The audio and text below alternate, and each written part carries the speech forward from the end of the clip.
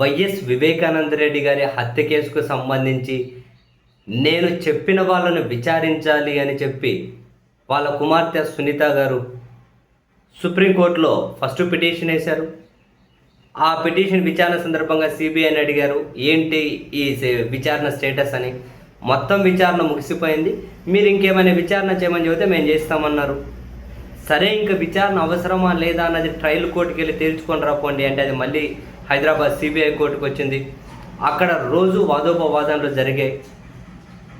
జరిగిన తర్వాత Hyderabad CBI court దీంట్లో ఏమీ ఇంకా వేరే వాళ్ళను విచారించాల్సిన అవసరం అయితే లేదు, సునీత గారు చెప్పిన వాళ్ళందరినీ విచారించడానికి కనీసం నామమాత్రపు ఆధారాలు కూడా ఏమీ లేవు, అవి అవసరం లేదు, ప్రతిదీ కూడా అనుమానించాల్సిన అవసరం లేదు అని చెబుతూ ఒక్క ఇద్దరు వ్యక్తుల ఫోన్ డిస్కషన్ అంటే ఫోన్ మెసేజ్లు ఆ టైంలో ఇద్దరు వ్యక్తుల మధ్య జరిగిన ఫోన్ కమ్యూనికేషన్ ఏదైతే ఉందో దాన్ని మాత్రం ఏదన్నా విచారించండి అని చెప్పి 1-2 అంశాలు ఏదో ట్రయల్ కోర్టు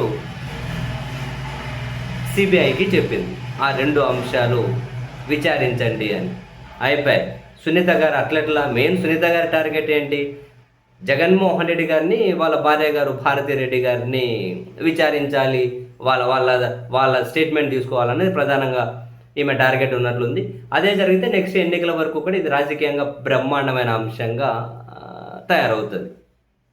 కానీ ట్రయల్ కోర్టు అవసరమే కనిపించడం లేదు అని చెప్పింది. సో అందుకని సునీత గారు ఊరుకుంటారా? సునీత గారు న్యాయవాది సిద్ధార్థ లుత్రా గారు ఊరుకుంటారా?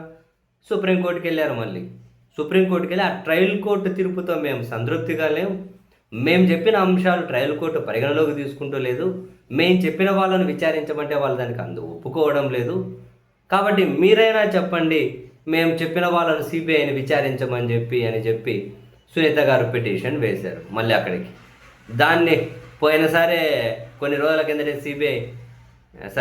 సుప్రీంకోర్టు విచారించినప్పుడు మళ్ళీ సిబిఐ అని అడిగారు, ఏంటి మీ స్టేటస్ ఏంటి, మళ్ళీ దీని మీద మీరు ఏమంటారు అని. మా అభిప్రాయం చెప్పడానికి కొంచెం టైం కావాలన్నది సిబిఐ టైం చెప్పారు. ఈరోజు మళ్ళీ సుప్రీంకోర్టులో విచారణకు వచ్చింది. విచారణకు వస్తే సిబిఐ ఏం చెప్పింది, ఫస్ట్ దీంట్లో అయితే మా విచారణ ముగిసిపోయింది, అన్నీ విచారించేసాం, కానీ ట్రయల్ కోర్టు మరో 2 అంశాలను విచారించమని చెప్పింది, ఆ 2 అంశాలను కూడా మేము విచారిస్తూ ఉన్నాం అంతే అని చెప్పారు సిబిఐ. అంతకుమించి ఇందులో ఇంకా ఏమీ విచారించడానికి లేదు అని. అప్పుడు సునీత గారి తరపు న్యాయవాది, మేము చెప్పిన వాళ్ళను మా కోణంలో విచారించాలి. సుప్రీంకోర్టు చెప్పింది ఆల్రెడీ ఎన్ని విచారణలు అయిపోయినాయి, ట్రయల్ కోర్టుకు కూడా మళ్ళీ వెళ్ళొచ్చారు, ఇప్పుడు మమ్మల్ని మళ్ళీ ట్రయల్ చేయమంటున్నారా? అంటే మేము ఇంకో 3-4 ఏళ్ళు ట్రయల్ చేసే టైం పడుతుంది, ఆ తర్వాత దీంట్లో విచారణ ముగియాలంటే ఇంకా 10-12 ఏళ్ళు టైం పడుతుంది.